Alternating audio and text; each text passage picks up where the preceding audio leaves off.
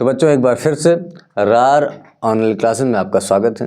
जैसा कि बच्चों हमने पिछली कक्षा में पढ़ा था, पिछली क्लास में पढ़ा था कि नाउन क्या होता है और क्लासिफिकेशन पढ़ लिया था। तो अब उसी के आगे पढ़ना है कि नाउन के बाद जो आती है चीज़, क्योंकि हम गिनती तो कर चुके कि नाउन को कैसे गिन सकते हैं, कौन अनकाउंटेबल होता है, कौन काउंटेबल होता है।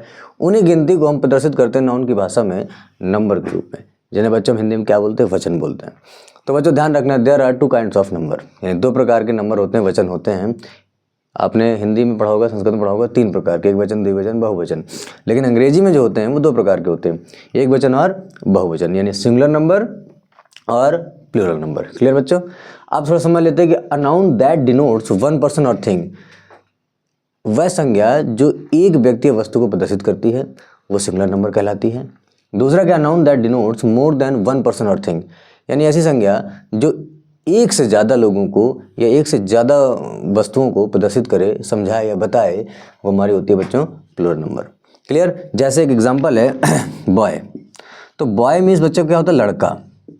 इससे हमें क्या पता चल रहा है, आपको लड़का होगा एक है। लेकिन अगर मैं ये कह दूं कि बॉयज़, क्या कह दूं, तो इससे पता क्या चल रहा है बच्चों, एक से ज़्यादा हैं, तो ये क्या हो जाएंगे, लड़के।